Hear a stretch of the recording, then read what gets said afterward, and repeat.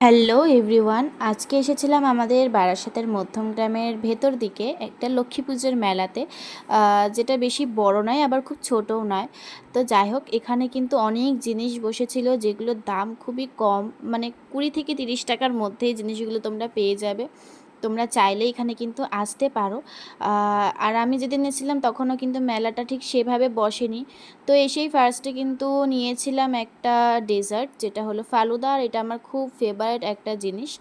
তারপরে আমি নিয়েছিলাম স্প্রিং পটেটো, এটা আমি ফার্স্ট টাইম খাচ্ছি।